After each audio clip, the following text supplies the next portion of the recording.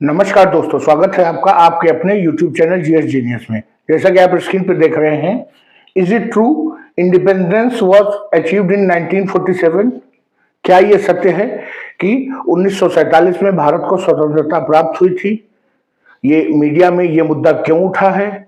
इस मुद्दे पर आज हम डिटेल में बात करेंगे। कहाँ से ये मुद्दा आया, क्यों ये चर्चा में है, इन सब चीजों पर आज हम डिटेल से बात करेंगे।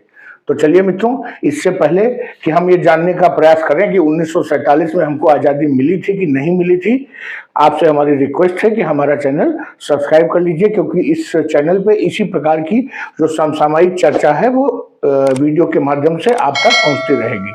और इस चैनल पर आपके आसपास के देश दुनिया की जो खबरें हैं वो लगातार छोटे छोटे वीडियो के माध्यम से पोस्ट की जाती रहती हैं नियमित रूप से। तो अगर आप चैनल सब्सक्राइब किए रहेंगे तो आपके पास वो समय से पहुंचती रहेंगी। तो चलिए मित्रों, इस वीडियो को शुरू करते हैं। ये चेहरा आप देख रहे हैं, ये भारत में जो राष्ट्रीय स्वयंसेवक संघ नाम का एक संगठन है, जो उसके जो है प्रमुख हैं मोहन भागवत जी। आपने इनको अखबार में, चैनल पे, मीडिया में कई जगहों पर इनको, इनके स्पीचेस को, इनके स्टेटमेंट्स को सुना और देखा होगा। तो ये इन्हीं के द्वारा ये मुद्दा उठाया गया है और इन्होंने कहा कि वास्तव में 1947 में भारत को असल में आजादी मिली ही नहीं थी। तो अब इनके इस बयान पर विशेषकर कांग्रेस जो पार्टी है वो विपक्ष की पार्टी है, क्योंकि वो मानती है कि जो सारा आजादी का श्रेय है वो कांग्रेस पार्टी का था। कांग्रेस पार्टी ने ही आजादी दिलाई थी देश को, इसलिए सबसे पहले उनको तकलीफ हुई और उन्होंने इस पर वाद विवाद प्रतिवाद शुरू कर दिया। तो इन्होंने बयान दिया और उसके बाद जो है बात यहां पर आके टिक गई। इनको भी आप पहचानते होंगे, ये है राहुल गांधी। आजकल आपदा में अवसर की तलाश में रहते हैं। अगर कुछ भी ऐसा कहा जा रहा है जिसके बदले में ये कुछ कह सकते हैं तो ये जरूर कहेंगे, चाहे वो सही हो गलत हो, इनके बोलने की जरूरत हो चाहे न हो, क्योंकि लोग इनसे कहते हैं कि राहुल जी आप कुछ बोले नहीं, तो ये कुछ बोल देते हैं। तो ये है राहुल गांधी। भविष्य के हो सकता है कि किसी एक बार इनको प्रधानमंत्री बनने का मौका मिले, हम लोग इनको भी प्रधानमंत्री की शपथ लेते हुए देखें। तो अब आगे देखते हैं कि कहां से ये मुद्दा उठा क्या और कहां तक गया। जो एक कांग्रेस के नेता है राहुल गांधी केवल कांग्रेस के नेता नहीं है, ये लोकसभा में विपक्ष के भी नेता हैं। इन्होंने आरएसएस प्रमुख मोहन भागवत के एक बयान को कोट करते हुए कहा कि ये जो उन्होंने कहा था कि भारत को 1947 में कभी आजादी मिली ही नहीं, तो इस प्रकार से ये जो उनका कथन है, उन्होंने इस कथन के द्वारा प्रत्येक भारत को जो है बेइज्जत किया है, उनको इंसल्ट किया है। ये कहना है कांग्रेस के जो नेता हैं राहुल गांधी और विपक्ष के भी नेता हैं। इन्होंने जो वहां पर जहां पर ये बोल रहे थे, अपना भाषण दे रहे थे, वहां पे जो भी श्रोतागण बैठे थे उनसे पूछा कि अगर 1947 में आजादी नहीं मिली थी तो क्या राम मंदिर बनने के बाद आजादी मिल गई? ये इन्होंने एक व्यंग्य के रूप में पूछा। मुझे पूरी उम्मीद है कि आने वाले दिनों में उनके इस व्यंग्य पर भी कोई जवाब नहीं आएगा भाजपा की ओर से। तो उन्होंने जैसे नई नई जब पिक्चर बनती है, कोई फिल्म बनती है, तो उसमें आखिरी में एक प्रश्न छोड़ दिया जाता है, वैसे इन्होंने भी अपने जो प्रतिवाद किया उसके बाद एक प्रश्न छोड़ दिया कि क्या राम मंदिर बनने के बाद आजादी मिल गई है, जिससे फिल्म का अगला पार्ट बन सके।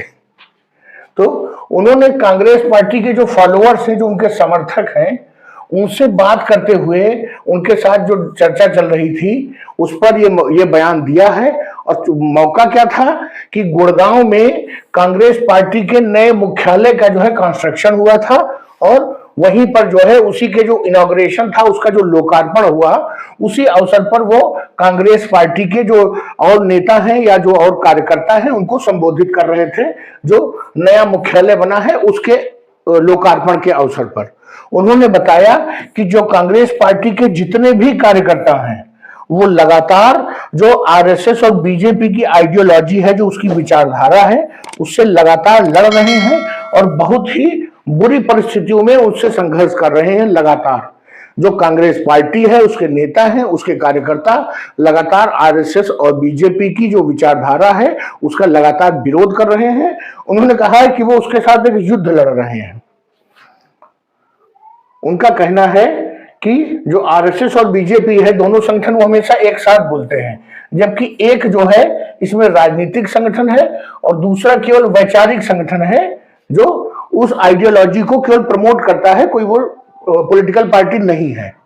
उनका यह कहना है कि बीजेपी और आरएसएस ने इस देश में जितनी भी संस्थाएं हैं उन सभी को जो है हाईजैक कर लिया है, उन सभी को कैप्चर कर लिया है, अपने कब्जे में ले लिया है। उनका कहना है कि इन्वेस्टिगेटिंग एजेंसीज और जितनी भी लॉ इन्फोर्समेंट एजेंसीज हैं, अर्थात ऐसी एजेंसीज जो केंद्र सरकार के अधीन हैं और जांच का काम करती हैं या कानून का जो है इंप्लीमेंट करवाती हैं, उन सभी को जो है इन्होंने लगातार जो है विपक्ष के नेताओं के खिलाफ इस्तेमाल कर रहे हैं, जिससे कि वो अपना काम निकाल सकें। ऐसा राहुल गांधी जी का कहना है, मैं नहीं कह रहा हूं।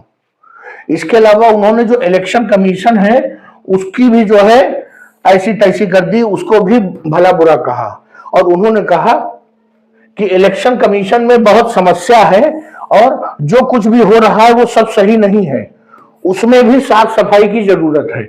अर्थात उन्होंने साफ साफ कहा कि जो इलेक्शन कमीशन है वो सही से काम नहीं कर रहा है निष्पक्ष होकर के, वो भी बीजेपी और आरएसएस की गिरफ्त में है।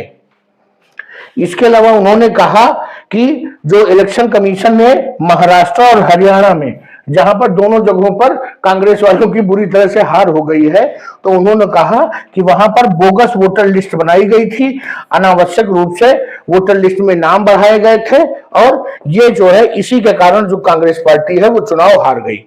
ऐसा राहुल गांधी जी का मानना है कि इलेक्शन कमीशन ने उसमें भाजपा के इशारे में कुछ काम किया। उन्होंने बताया कि जो इलेक्शन कमीशन का जो भारत में चुनाव आयोग का काम है उससे वो खुश नहीं है। चलिए, उन्होंने ये भी कहा कि जो मिस्टर भागवत है, मोहन भागवत जी, वो जो है भारत के संविधान को जो है भारत की स्वतंत्रता का प्रतीक नहीं मानते हैं। ये सब अपनी तरफ से बोलते जा रहे हैं, भागवत जी ने ये नहीं कहा था, ये केवल अपने समर्थकों को बता रहे हैं। और सबसे बड़ी विडंबना क्या है राहुल गांधी के साथ कि अब उन्होंने बोलना तो सीख लिया है, लेकिन उनकी बात को आम जनता नहीं सुन रही है, उनकी बात को केवल कांग्रेसी ही सुनते हैं। जिस दिन आम जनता सुनना शुरू कर देगी, उसको लगेगा कि राहुल गांधी एक सीरियस व्यक्ति हैं, उस दिन भारत की राजनीति में परिवर्तन आ जाएगा। लेकिन राहुल गांधी बोलते हैं और उन्हीं के समर्थक जो कांग्रेसी कार्यकर्ता, कांग्रेस के नेता हैं, वो वाह वाह वाह करते हैं। कोई आम आदमी जो आम वोटर है वो उनकी बात को सीरियसली सुनता ही नहीं है। तो उन्होंने कहा कि भागवत जी जो है संविधान को देश की आजादी का सिंबल नहीं मानते हैं। उन्होंने और एक बात बताई, अपनी पीठ ठोकी, अपनी पीठ ठोकते हुए कहा कि देश में कोई भी और पार्टी ऐसी नहीं है जो भारतीय जनता पार्टी को रोक सके। क्यों? क्योंकि जो कांग्रेस पार्टी है वो एक पार्टी नहीं बल्कि एक विचारधारा है। उन्होंने सीधे जोड़ दिया ह्यूम से उन्होंने कांग्रेस, भारतीय राष्ट्रीय कांग्रेस से जोड़ के उसको शुरू किया कि ये एक विचारधारा है और विचारधारा होने के कारण केवल वही एक पार्टी है जो भारतीय जनता पार्टी से लड़ सकती है। और ये जो विचारधारा है वो एक दिन में नहीं पनपी है, उसको सालों लग गए हैं इस विचारधारा को पैदा होने में। देखिए, कांग्रेस पार्टी की उन्होंने बढ़िया बड़ाई की। इसीलिए मैं कहता हूं कि राहुल गांधी ने बोलना सीख लिया है, लेकिन अभी नेतृत्व करना नहीं सीखा है। जिस दिन वो नेतृत्व करना सीख देंगे उस दिन भारत की राजनीति बदल जाएगी। उन्होंने एक चीज और कही बीजेपी के बारे में और कहा कि जो लोग आज के समय में सत्ता में हैं वो जो है भारत के तिरंगे को और भारत के संविधान को जो है वो उसमें विश्वास नहीं रखते हैं। उनका जो है देश के प्रति कुछ अलग ही दृष्टिकोण है और आप समझ सकते हैं वो किस ओर इशारा कर रहे हैं। और वो चाहते हैं कि पूरा देश जो है केवल एक आदमी के कहने पर चले और बाकी लोगों की आवाज को उसमें दबा दिया जाए। स्वाभाविक है, जो वो एक व्यक्ति कह रहे हैं वो कोई और नहीं, भारत के प्रधानमंत्री नरेंद्र मोदी जी हैं। तो उन्होंने नरेंद्र मोदी जी पर भी निशाना साधा, यहां से भाजपा पर, मोहन भागवत पर, आरएसएस पर, मोदी जी पर उन्होंने निशाना साधते हुए अपनी बातों को बड़ी बेबाकी से रखा। मौका था कि भारतीय जो कांग्रेस पार्टी है उसका जो मुख्यालय का इनॉग्रेशन हुआ था वहां पर उन्होंने ये सब बात कही। अब इन सब चीजों का क्या मतलब है राजनीति में? कोई मतलब नहीं है। कोई आम आदमी ये जानना नहीं चाहता कि भागवत जी ने क्या कहा था और उसका क्या मतलब है, लेकिन राहुल गांधी को कहना था सो उन्होंने कह दिया।